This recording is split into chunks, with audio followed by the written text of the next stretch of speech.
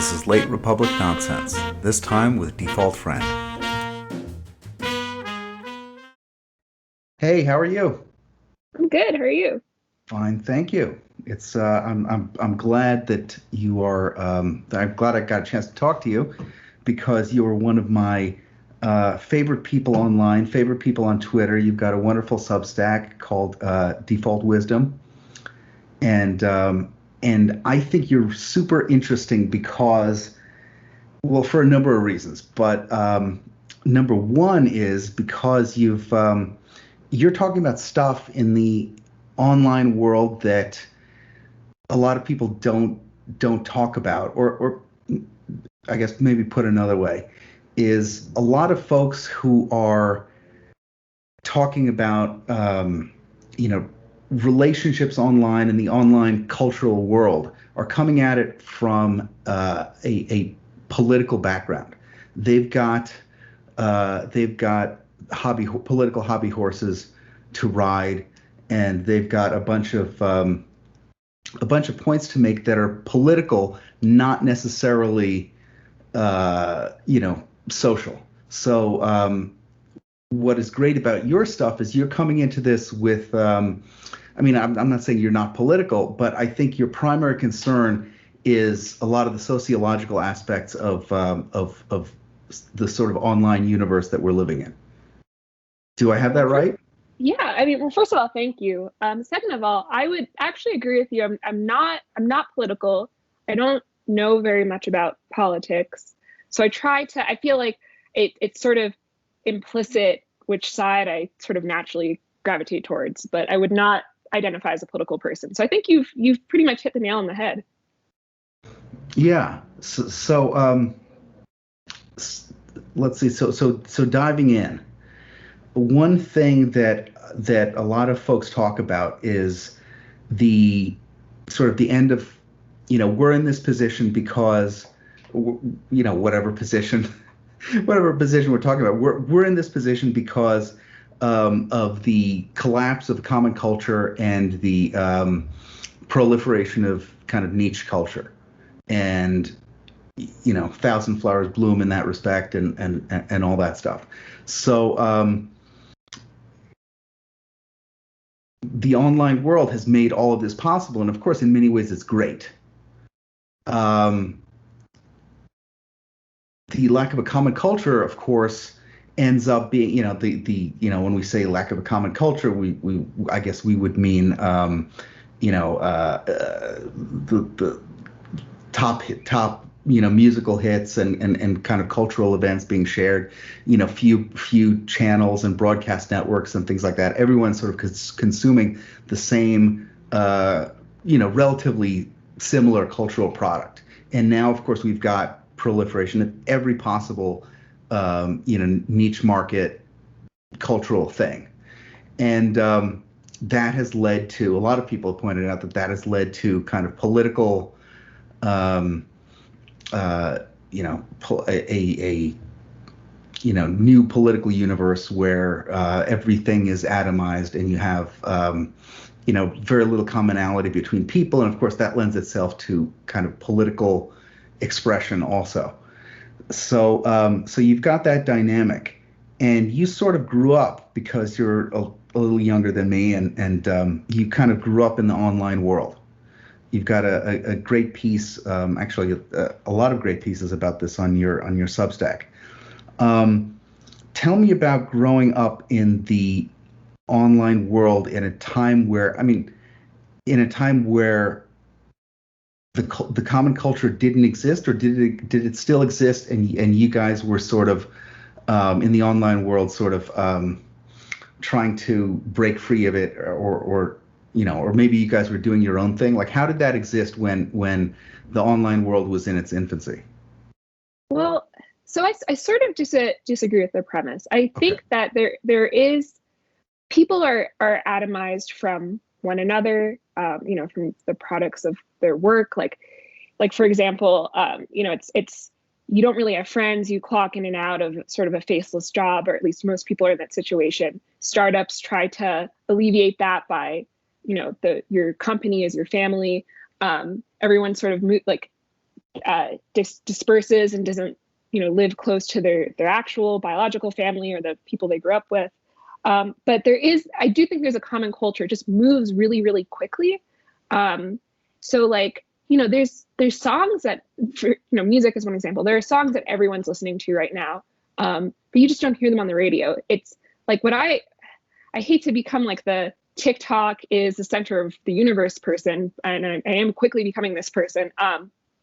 But it's like me and my sisters, we're all 3 years apart, all have the same songs stuck in our head because, songs go viral now because of the internet. It's not that we're driving in our cars and we hear the same song on the radio. I actually think social media kind of destroyed niches in a way. The internet felt much more like eccentric and diverse when I was growing up. I grew up with 90s internet. I got online very, very early, like probably too early. I was like 6 or something. So I remember late 90s internet. I was very online in the early 2000s. I took a little break around Trump era, but I was very online in college as well. But yeah, I mean, growing up, I mean, this was one of the big things that I felt kind of alienated by. I was so online that I didn't understand how people learned about new music. The answers was then the radio, or how everyone seemed to know to watch MTV or something. So I think it's possible that my experience is probably sort of similar to yours, or at least would be familiar. Yeah, I mean, in the days before the internet, in order to really learn about, I mean, the way it was done, I think for most people is either the radio or through friends. But the way I did it, I mean, my friends and I would go, and it was a full-time job, man. It was, I mean, we would drive all around. We were from New Jersey. We'd drive all around the tri-state area to go to record stores. And we would hang out at one record store in my town in particular and talk to older guys who knew, who had the secret knowledge. And they would mention a band or something, and we'd go to libraries and we'd try to find records and try to find books about different types of music. And it was hard. You'd get in your car and you'd have no idea what you'd find by the end of the afternoon. And of course now you can just do it sitting in bed and sort of explore from one thing to another. I think that does have an effect on I think like that's true in theory, right? And I think that was truer of the earlier internet. Like I remember I had heard this really weird song on the radio after listening to Coast to Coast AM, which I'm a big fan of. Right.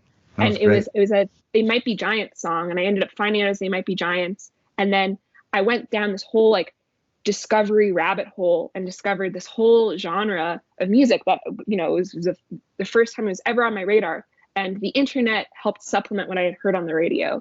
But now I actually think that people discover less because there's a lot of curious people who are writing very interesting things, but most folks just rely on Spotify to curate for you, or like I said before, like with like TikTok, or maybe they saw something, I guess Instagram isn't great for music, but really TikTok, I feel like, is the thing. Everyone's sort of listening to it, so you listen to it, and this discovery of like going into a record store and something catches your eye because the album cover is like really great. That's totally gone. You even had more of this on MySpace, just sort of Sure. flipping around. But now the internet, I feel like there's a monoculture that is masquerading as choice. That's really interesting. That sounds right. Yeah, I mean, it's the illusion of choice, or exactly. I mean, I'm not on TikTok. I've seen it and I don't understand it. But in a way, I kind of get the appeal, and it's funny. Every now and then, I will see that I'll see that the plays for some for this Marcos Valley record from 1983 are just off the charts, and there are a million videos on YouTube about this, and I'm trying to figure out why is it, and yeah, of course, because of the first whatever 40 seconds or something it became a big hit in a TikTok video, and which is crazy to me, and of course now the technology has the ability to mine the old stuff for it in a way that kind of in a way that hip hop did, but I guess this is more it's a sample could be hidden in a hip hop track, and most people don't care enough to look it up, but maybe if it's on TikTok, they may find it, if it's in its kind of original form. Totally. When I first started getting into TikTok, I think it was because an old Irish folk song, I guess it's not even really a folk song. It's an IRA rebel song from the 70s, for some reason had gone viral, and I was like, how do people know this song? Like, why is this happening? And I don't either never looked into or never learned what the origins of like what the original video was. But it's so interesting now because I feel like we've been claiming for a long time that culture has been recycled, and it hasn't been recycled, quite as directly as the internet is doing it now. There's plenty of new stuff that's coming out and plenty of new artists. But there's also a lot of like just pulling from the past and recontextualizing songs, and then songs just blow up, and it could be anything from like a disco hit to like I was saying before, an IRA rebel song. Right, and in many ways it's it can blow up for a number of reasons. Rick Beato can make a video about a random song from 1971 that few people have heard today, and the next thing you know, it's on Spotify, with millions of plays. I think in some sense it's there's a disappointing aspect to the way things have changed, but I do think what's cool is because old stuff is now being excavated. I feel like since the 50s at least, there's just been too much content being produced, and now it's finally sort of like, all right, we have however many millions of songs. Let's start going back and like appreciating each one. And it's like, it's a very like fun version of like Russian roulette, which one gets chosen. Right. And, of course, like being generative is good and people should be creating, and there certainly are people creating, but there's something kind of beautiful about like being able to go back and then like use stuff that we already have and use it in new ways and appreciate it in new ways. Yeah, that's true. And maybe the audience for things that are kind of authentically good and more challenging is growing, even as it seems to be shrinking as a percentage of the people. I don't know. It's one of the things that I'm screaming about all the time in general is that, and I'm not exactly sure why. Again, Rick Beato yesterday made a video on the era of low information music. And another way to say that is low quality music, but kind of technically low quality. And I don't know what it is about this time and the technology that makes it appeal to more people, but songs having less chords, having really these things have very little going for them as far as creativity. And it's sort of it's a weird thing. I don't know. I always thought that as you got older, your tastes were supposed to kind of deepen and get more abstract, and that was kind of the case maybe until like the 70s, and it's just sort of, and an element of that kind of died, but it's sort of accelerated now. You even see it with when you get to things like wine or alcohol, or I mean, shit. I used to smoke pipes, and it was like, okay, you've got, or even cigars. The more complex tasting are usually terrible for the first timer.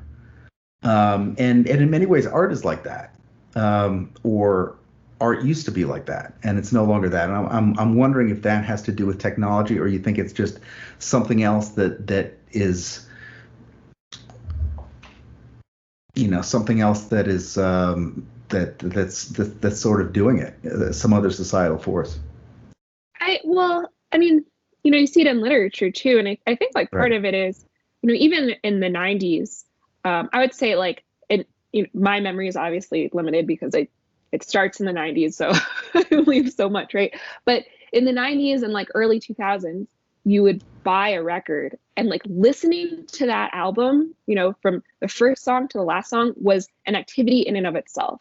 Now people listen to music constantly, like they constantly have music playing in their ears. They have Spotify open, they're walking around with their AirPods, and they're not appreciating each individual song or albums in their entirety anymore. I don't remember the last time I talked to someone about listening to like an album, and an album as its own form of expression, not an individual song out of context. So that's like and I think this sort of happened with everything. Like you read a book because you're adding it to a list of books that you read. You don't slow read.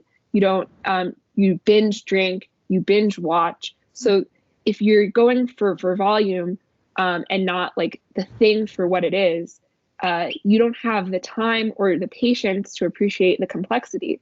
There's a period of literature that I think is still sort of lingering that I talk a lot about on my podcast. And also I'm just like thinking about a lot personally, where everything's very blunt and sort of affectless, and it's about like things you observe in the world and how that makes you feel, but it's very like explicitly stated, like, I took Adderall today, and then I went to American Apparel, and the neon yellow made me feel sad. And then there's something sort of sterile about it. There's a time and a place for it, and it can be very moving work, but it is very like, it's been described by scholars and journalists and stuff as Asperger's lit, or like autistic. And I think that's been reflected in so many different art forms, and it's just because we're not, like, when was the last time someone like invited you over and was like, we're gonna just enjoy this bottle of wine, and it's like drinking the wine is the activity. I mean, maybe that's a weird bougie example, but you know what I'm trying to say. Right. Yeah, I mean, it happens in my life, but I think for a lot of people, it's well, I'll put it this way: it doesn't happen as often as it used to. Yeah, I mean, totally. I definitely, I force myself to do it sometimes. My podcast co-host, she goes by the Personality Girl online. She had a very different upbringing from me. I think in some ways we had like mirror upbringings, where she was very sort of analog. She read paper books. She has the way she was raised, there's a strong emphasis on like the beauty of each thing. If you eat a meal slowly, meanwhile I'm like classically sort of just like inhaling food as fuel.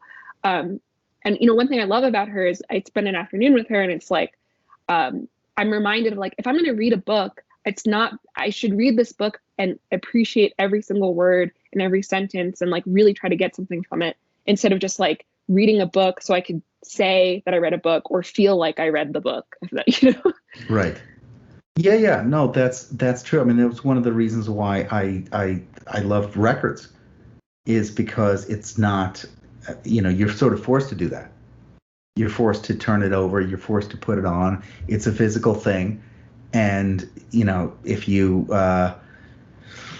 you can't just go and click forward to the next track. If you don't like the track, you suffer through it, or maybe you pick up the you pick up the needle and have to physically move it. But you're you're being forced to do it, which in which today is a good thing. sometimes you need that because the kind of automatic thing is just very easy. Totally. I mean, I feel like the MO for most tech companies, for better or for worse, is to make a more frictionless society. And friction, I think friction helps you appreciate things. There's a really great quote from the Book of Mormon that I'm sure is also somewhere in the New Testament, and my knowledge just doesn't, or probably the Old Testament. But anyway, the quote is that Adam would have never known joy if he had not first known pain. And I think that's sort of where we're all at right now. Like we don't have the high highs because our lows are kind of like, we don't have like the low of like, I don't like this song, but I have to listen to it because the next song is great, or because it tells the story of this greater musical work. Right. Okay. I'm glad you brought that up because you are not a Mormon, but you got obsessed with Mormonism and you got obsessed with a whole bunch of these other things that are fascinating to read about and they're great. And it just reminds me, I mean, I'm fascinated by these things because I can relate to it very, very well. Different obsessions, but the sort of the act, the frame is the same. And so what was your first obsession sort of like that, where you just feel like, okay, I'm going to dive headfirst into something. I'm not even sure of really what it is, but this is the most fascinating fucking thing I've ever experienced. And I just want to dive in and explore it. And it doesn't matter if nobody else cares about it. That's a good question. I think, if I'm remembering correctly, I think it was fairies, and sort of like non-human entities as a topic. I don't remember how it got on my radar, but the earliest thing I remember is an uncle of mine gave me this very beautiful art book called Fairies, by Brian Froud. He's a wonderful artist. His wife and he designed the puppets for Labyrinth and Dark Crystal. Okay. So he's one of these people that folks are familiar with. They just don't know they're familiar with him. And right. I mean, I just had to consume everything about fairies, and then that opens the door to like other mythology. Pretty much every major every culture really has some version of it. Mm-hmm. And I collected tons and tons of art. I still have it. My mom had someone paint fairies in my room, and the source material where like I got to pick out some of my favorite pieces, and this like muralist painted in my childhood bedroom, and it was like really, really cool and special. And I'm still very appreciative. I don't know, maybe 7. Okay. And did your folks think that you were crazy? Or they kind of encouraged, they were like, okay, that's cute, or we're familiar with this type of monomaniacal obsession? Well, so when it's like a little girl who is obsessed with like fairies and flowers and right. Yeah, and it turns into like ghosts, like I call it cemeteries ghost gardens, which is like a weird, mm-hmm. But it's like kind of like cute. And then I can't remember what the next one was. It was either witches, like historical like witch trials. I can't remember if that or if Mormons came first. And one or the other, like really just my parents were like, you gotta chill out. Like this is weird. The intervention comes. Yeah. Imagine the conversations they had with one another that led up to that. She's saying, this is getting a little weird. Yeah, maybe we should tell her. I don't know. Let's see what happens in a month. The thing with Mormons, and this happened with several other religions too, and I don't think it ever would have been religion if I didn't, come of age in the post 9/11 world. Like I'm really sort of entering consciousness when Bush is president. So like that, I feel like that really sort of, flavored it, because there is on one hand, on the left, you had these sort of like new atheists, and then on the right, it was this kind of like Reagan style, over the top evangelical Christianity. Right. So that like really informed sort of how this ended up being. And then everyone had something to say about Islam. So of course, being a precocious kid, I was like, all right, let's see what that's all about. Right. So you had an Islam period. Yeah. And then that gave way to like a Chechnya period. As you do. Right. You're right. Of course.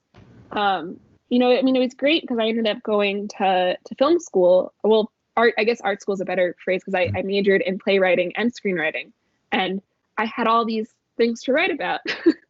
Right. Oh, that's amazing. That's amazing. Now, when you went through these obsessions, did they manifest themselves in any kind of consumerist impulse? So, like, did you need to buy or collect things, or that is more like a masculine phenomenon? No, but I think partially because of like the time it was, and then like me just like not having money. You know, I guess I would like try, but there also isn't a lot available. One thing I did buy a lot of was like Osmonds memorabilia. And like the Osmond family, like Donny Osmond? Yeah, I love Donny Osmond. Okay. I have the dolls. I have like multiple autographs. I have records. Yeah, I'm this, you know, because they're Mormon, so it's like what. Oh, I didn't know they were Mormons. Yeah. So okay. If you can't, you know, you get one free copy of the Book of Mormon, but then, all right, what's next? What's left to buy? You know, you've Right. completed the whole series. Right. Interesting. No, I mean my obsessions have always it's usually, I mean, the first one was ancient Egypt, and I just wanted to draw everything. I wanted to learn about things, and I wanted to draw everything. And then comic books and a whole bunch of other things. But there usually is some like sort of collector aspect where you know, it's not even it's not even a completist impulse. I guess some people have a completist impulse. Maybe that's a kind of male thing. But I never had it. I just wanted the things that I wanted, you know, and the kind of process of acquiring keeps you kind of in the loop of being into something. And without that, it's interesting. Be like, I don't know what you replace it with without that. Yeah, you know, that's a really good point, because it's, you know, you even for me in my lifetime, you would have to like go to a store or like find, Right. If it was like rare, you'd have to find some kind of like dealer. Even eBay was like kind of harder to use. And now it's just like you just Google it, and there's no more joy in like having to go to like a certain convention or a concert to get like particular merch. Right.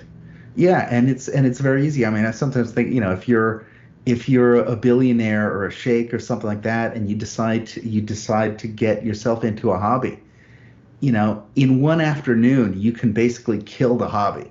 You can get everything you've always wanted, like, you get into old amplifiers or whatever it is, and you can buy all of them. And, you know, they're delivered, and you're like, okay, what's the next thing? And which is I guess kind of a trip. And you know, in some ways, as you get older, and your ability to, you know, you have got more disposable income, you know, there's just more stuff out there.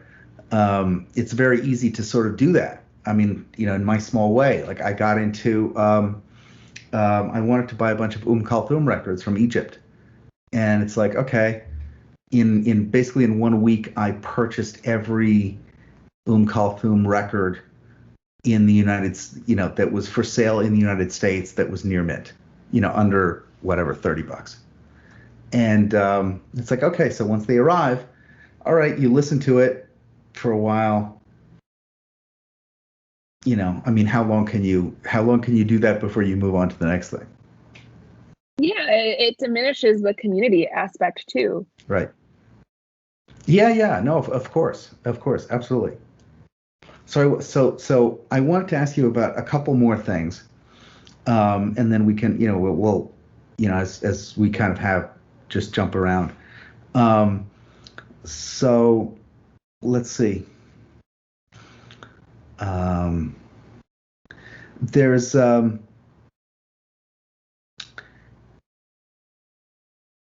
wanted to ask about what you do a lot with is the sort of reaction to, I guess, for lack of a better word, wokeness, or whatever the new society is today, from normal people as opposed to, like, hyper political people, and how it affects their personal relationships, either romantically or just as far as friendship goes.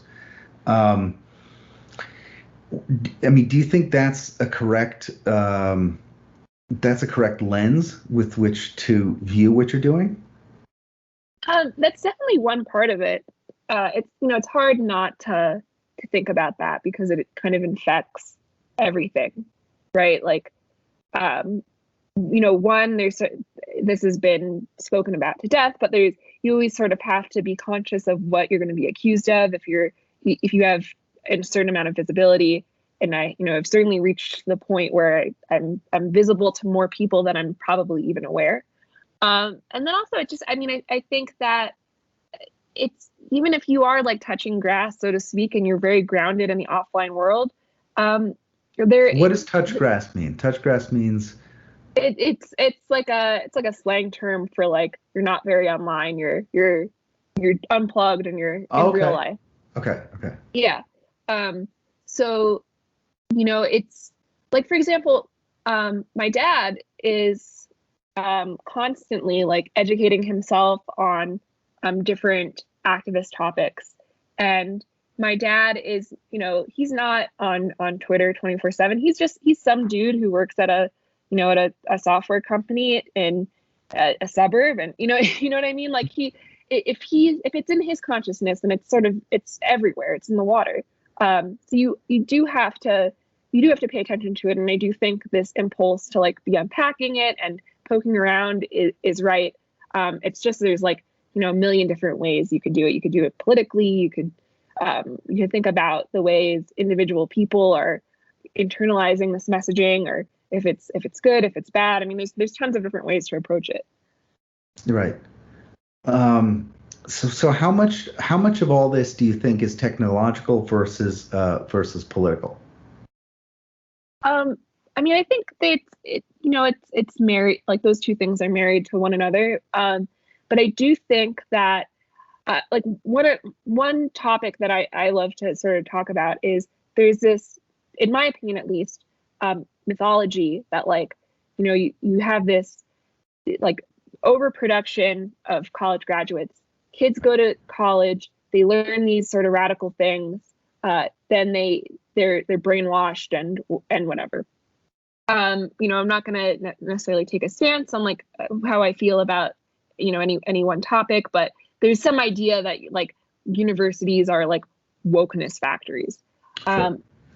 I actually think that's wrong, because most people like don't like really read books, and they're not like actually referencing like my 21-year-old sister has no idea who Foucault is, right? Like, Of she course. most of these people don't. Certainly a few visible people do, but for the most part, no one cares, no one knows. But I do think like these ideas get transmitted like very effectively through the internet. And the reason things spread so quickly and it feels like it happened all of a sudden is because everyone's online. Right. And the way these platforms are designed makes it really, really easy to expose you to new ideas. And there's been a lot of research done on it. I know it's considered a little bit like people kind of turn their nose up at this largely like leftist idea that you can become like radicalized from YouTube. And like maybe it's not true that you're being radicalized per se, but if you're watching YouTube videos about the same topic over and over and over again, and then your friends are all watching those videos, it is informing your worldview. Of course, how can it not? Right. And Yeah.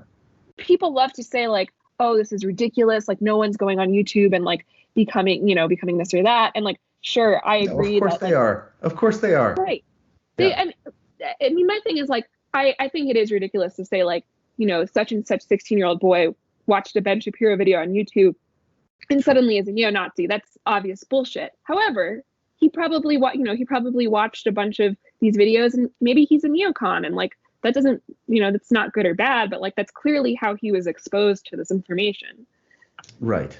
Yeah, but it's true for anything. I mean, you watch enough videos about with fixing old cars, and you're going to get quote unquote radicalized in that direction. Or yeah, I mean, radicalized is just a word that is loaded. Totally. Yeah. Yeah, but it's true. I mean, the phenomenon that they're describing is a true one. Which is that, of course, you spend time with you spend time with something, you're going to get deeper into it, and especially if you're watching multiple channels, you're going to pick up the lingo, you're going to pick up the particular different traits that each subculture has. Totally. Yeah. The big argument I've been using, and I haven't like put this in an article or anything, but like in conversations, is you can major in let's say like Mandarin, and then graduate from school not knowing how to put a sentence together. And like I've seen this happen with people who went to Harvard. And the only way you learn a foreign language, be it Mandarin or French or whatever, is you put the time into it and you start consuming a lot of content in that language. But a class alone isn't going to do it. Sure. Now, if you could major in a foreign language, graduate and not know it, and this is assuming taking all the tests, showing up for class, doing your homework, then why would it be true for any other thing? Why would it be true for philosophy or gender studies or whatever? It's got to be you're getting it from another source. Right. So this is what, yeah. No, I agree 100%. And this is why I think a lot of critiques about, for example, about wokeness and critical race theory and all this stuff are, it's not that they're wrong when they're focusing on let's say doctrine. It's not that they're wrong. It's just that it's incomplete, because doctrine is only, I mean, as you're pointing out, doctrine is only one particular element of this phenomenon. Some people are energetic SJWs because who've never heard of who've never heard of let's say any of the classical canonical SJWs or leftists. They come to it with a whole bunch of other motivations. Yeah, I mean, I think that's exactly it, and I think that if people want to understand these phenomena, let's chill on it's the universities that got colonized, not the other way around. What do you mean by that? Universities got colonized by the ideology. Right. Like when I went to college, I mean, I had professors who were, quote unquote problematic. There were no trigger warning.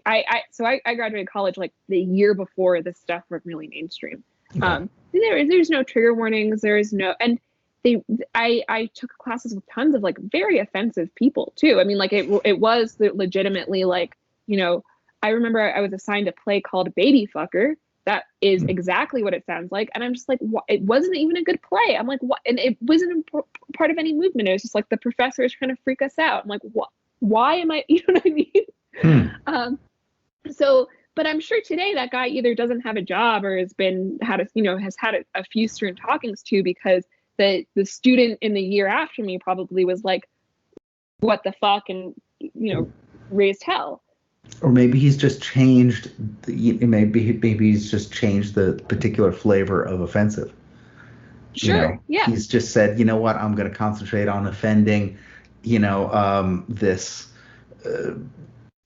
chimerical, evil, white evangelical Christian guy who's coming to Harvard, who is a racist, and blah blah blah blah blah, and everything Right. is sort of geared to offending that person that doesn't really exist. Sure. Yeah. I completely agree with you. But I think, I think it's a lot of these changes have come from the students who ask for trigger warnings, which sometimes, are like, I've seen tons of like very graphic films that I wish I kind of knew what it was going into it, or read depressing plays, or we should have like, even when Peter Thiel was writing about this in the diversity myth, getting rid of the Western Civ, core class, that didn't come from the professors. It came from the students who were like, we don't, we've got, this has to go. Like we need a more global education. Right. And even Bloom wrote about, in the late 60s, it was the same dynamic. And it was also the same dynamic when it came to the professors who were not equipped. They didn't have the philosophical grounding or equipment to be able to, say fuck off. Yeah. Because ideologically they couldn't really say fuck off. They understood that they were in a bit of an ideological vice, which is to simplify it, it's basically no enemies to the left, and the march of progress goes on, and you really have no leg to stand on if you're trying to if you're trying to stop this, and so they did, and so it collapsed, and now it's now you've got whatever upper middle class couples with kids in West Virginia who are who sound like the people that I used to run into in the cafes in San Francisco and Berkeley 15 years ago. Yeah. It's really weird. And it's from YouTube or Instagram radicalization, and or what have you. And I'm not sure how to stop it is the problem, because as you were saying, as we were saying before, it's all you're going to get radicalization one way or the other, because it's inherent in the it's probably inherent in humanity, but it's certainly inherent in the way people consume the products of technology.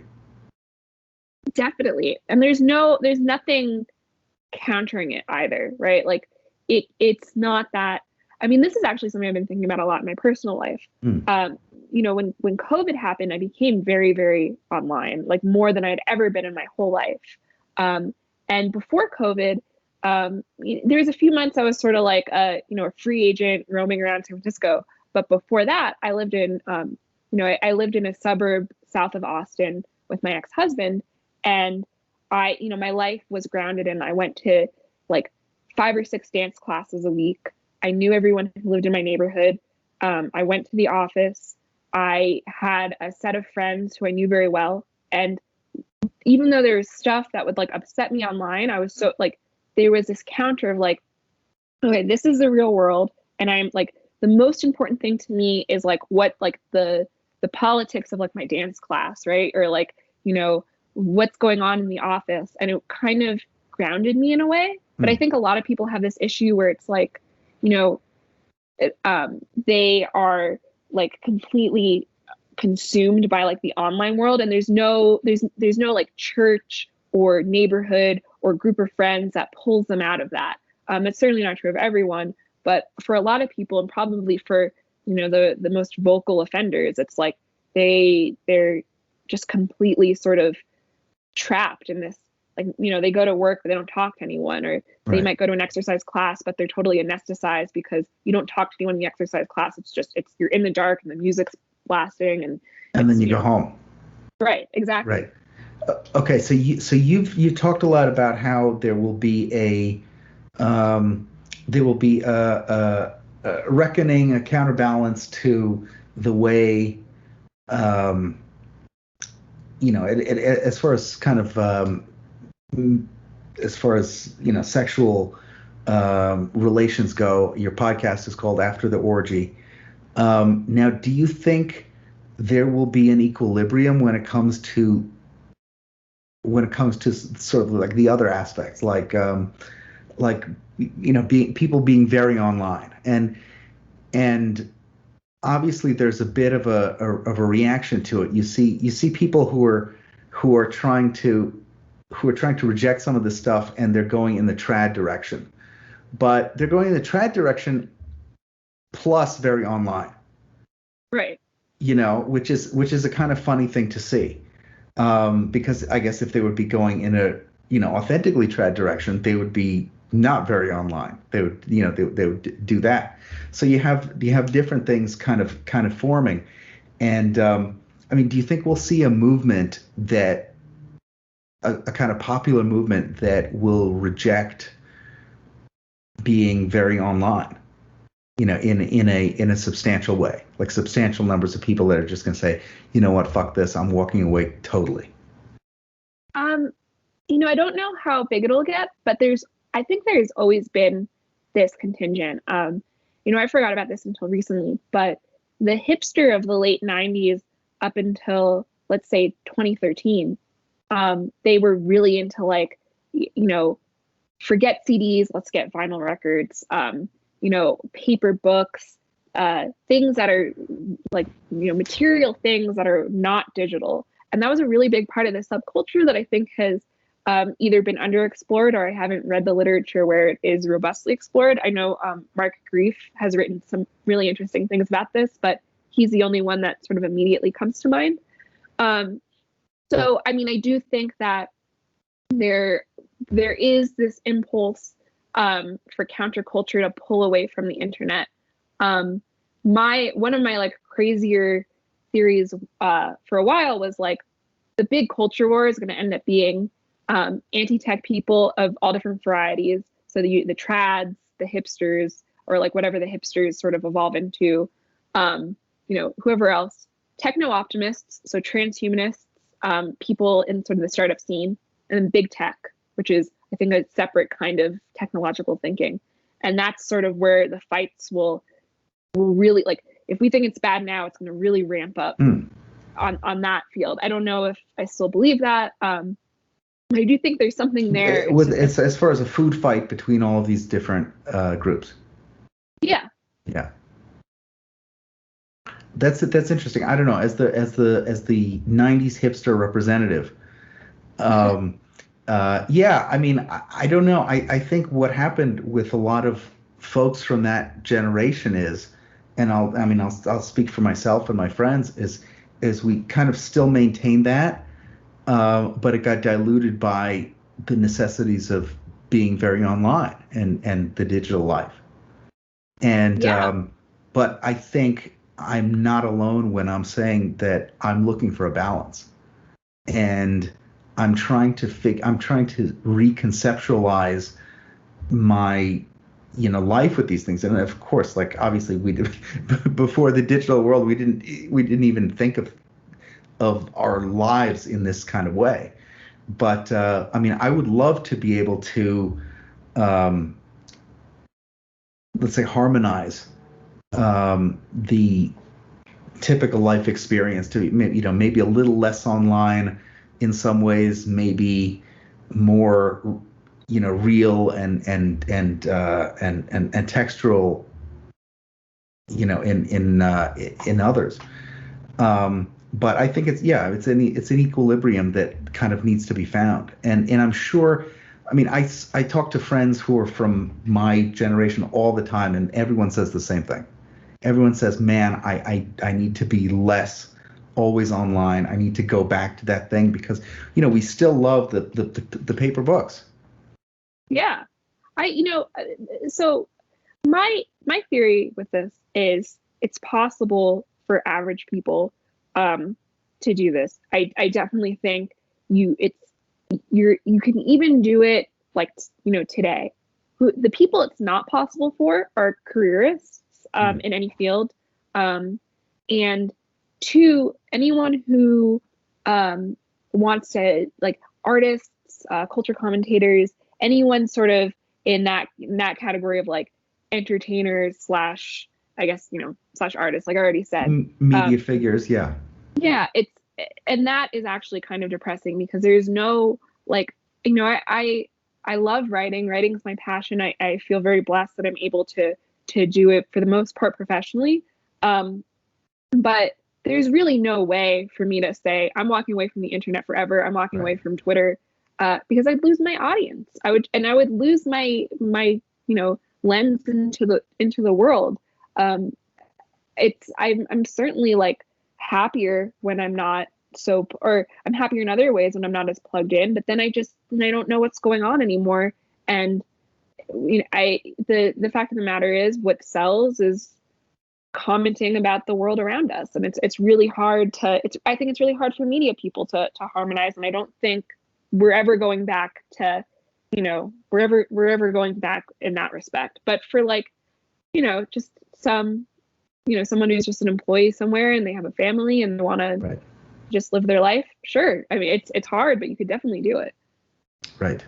Yeah. I just, maybe there is, hey, maybe it's something that we can go and sell, but just to give people a schedule, like, okay, here 3 times a day when you can look at your phone, 1 hour a day where you can, where you can do this. I mean, I have a friend who's admittedly, he's not in this space. He's a professor and he can, and he can sort of afford to, go on Twitter pseudonymously and just, check out what's going on and maybe do a little shit posting and then get off. But he's got a rule where he doesn't look at social media until noon. And from the time he wakes up until noon, he's basically reading. And he's reading books, physical books. And I thought, man, I would love to do this, in a way. But it's very, very hard. It's very, very hard, especially if you fall into that place where, whatever is going on, you're part of the, cultural commentary space. And it's, it's very hard to not look at it as, because if you only look at it, once a day or 3 times a day or sort of in little spurts, then it doesn't feel like a conversation. And once it feels like a conversation that you're a part of, it's very hard to step away. It's sometimes you're at a party and the conversation is so interesting, you've got to go to the bathroom or you've got to move your car or whatever you've got to do, but you don't want to leave. And it sounds, I totally agree with you. And I mean, it's obviously designed that way, to make sure you don't leave. And it's a tragedy. It's doubly tragic that culture has sort of bent around it so much that, you have to decide which is more important to you. Producing, being able to comment on the world or, being able to walk away from it. It's very all or nothing. Right. Interesting. What do you think are the most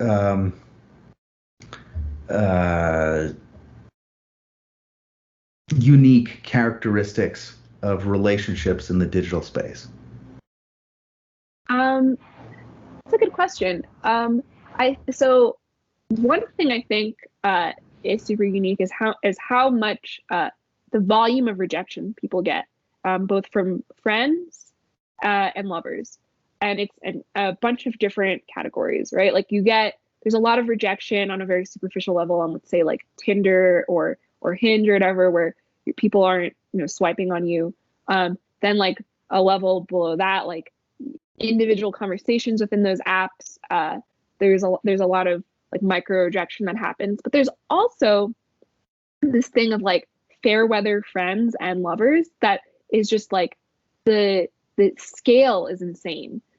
So everyone, since the beginning of time, right, would have fair weather friends, but you have some idea of like, all right, well, Tom is an acquaintance of mine and like he comes and he goes, that's life, whatever. But now I think with the way the internet is, and because there's like no really accountability for it, and a lot of people are super transient, it's, and also there's like no hierarchy or boundaries or like shared rules. Anyone can surprise you and just fall off the map. And it's in a sense not even a big deal anymore. Like if your best friend like 10 years ago just decided that they're going to stop talking to you forever, you'd seek advice on it. You'd be rightfully horrified. If you do the same thing today, there's always this question of like, well, maybe they were never really your friends and you're taking it too seriously. And there's some kind of like skepticism of the weight of any given relationship. Right.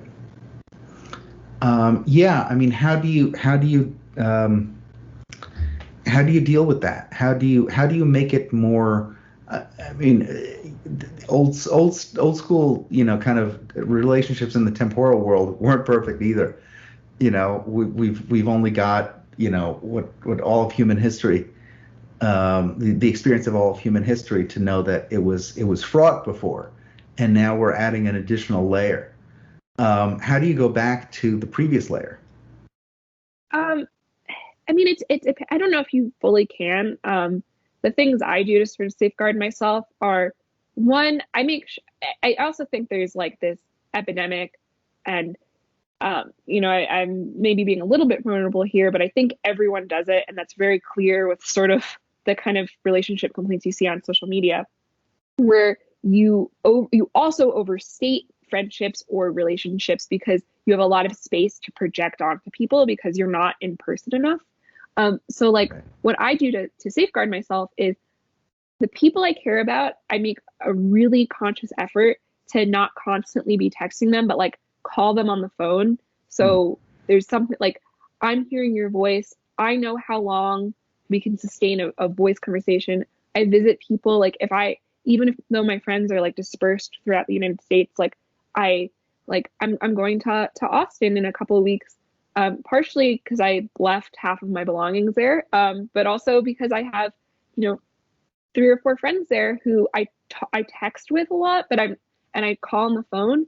But I need to make sure if I'm gonna be putting this emotional investment in them, I need to see them in person, and it can't just be this like epistolary, like who knows what we're actually like in person. Like our only memories of one another are conversations. Like I have to share a meal with you. I have to see you, and it has to have some kind of regularity. Of course, you can't do this with everyone, but I choose like the people who are most important to me and who I want that relationship to have a lot of longevity.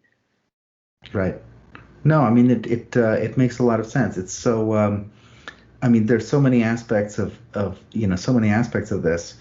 And I think they're all kind of different. And I have little notes for like, how is this different? How is the kind of digital relationship space, either whatever friendship or romantic relationships, I mean, in many ways it's kind of all of a piece, starting them, maintaining them, and ending them. And I think that that in kind of each category there are kind of unique online characteristics, and as I wrote it down, I thought, I wonder if it's not a bad idea to put together like a list of best practices or something, because I don't know. I mean, I feel like obviously it's all of us going through this. And when I say this, I mean the relationships in digital space of all kinds, and maintaining them, starting them, and ending them, and I think just about everyone at this point has been through a place where things have gone bad in one place or another, where they're regretful over something that they've done, or they're pissed that somebody ghosted them, or something like that. And I would. That's actually not a bad idea, is putting together a kind of best practices thing, though I think everyone is kind of guilty in a way. Totally. I mean, I had a friend say to me the other day, we were on the phone, and we both like this writer named Delicious Tacos, and his thing is he's slept with probably thousands, not thousands is too many, but he's slept with hundreds of women, and he writes a lot about these experiences of, various one night stands or very short lived relationships. And part of the reason that stuff like that happens is because it's like a lack of boundaries in a way, right? Like there's no boundary of like, I only sleep with the person I'm in a relationship with, or there's no firm rules, and anyone is fair game to sleep with. So my friend says to me, he's like, you're kind of like the delicious tacos of friendship, because you'll have an intimate, vulnerable conversation with anyone who's open to it. And I thought that I don't know if I agreed with him, but I do think that there is this thing of like, you could have this sort of deep conversation with anyone and it doesn't really mean anything. And of course that would happen on airplanes and bars and whatever, Sure. when we were more in meet space. But the thing is, either that person became your friend or they left and there was no continued conversation. The difference today is you could have vulnerable conversations with the same person over a long period of time, and then they just disappear because maybe they're only pixels to you in the first place. Right. No, I mean, this is, and I'm not even sure what you do. I'm not even sure what you do about it in order to avoid being in, on one side or not on one side or another. I think like, people post very vulnerable things on social media. There really aren't spaces like where you feel safe. There's also, and she says this much better than I do, but our friend Alex Kashuda makes like a really great point that if you remove stigma, then, of course, shame hurts and is awful, but there is like a very like necessary like social function of stigma. It is no longer stigmatized to say, to a group of strangers, like, I experienced such and such a trauma. Of course, the thing here is like, yes, we want that person who was traumatized to heal, but also like there should be some rule or some expectation that you share that trauma with a person for a fact who cares about you, not just anyone who'll listen. Right. And and that's, I mean, it's a kind of good guardrail to have. I mean, I have no idea how you bring that back. It might just happen naturally, right? That people just become oversaturated and the culture changes on its own, or maybe it doesn't. This is the question. Hey, thank you so much for this. Thank you for your time and for everything that you are doing in the online space. And I encourage everybody to subscribe to your Substack and to listen to After the Orgy. Thanks so much for having me on. This was a great conversation. Yep, I appreciate it. Take care. All right, bye. Bye-bye.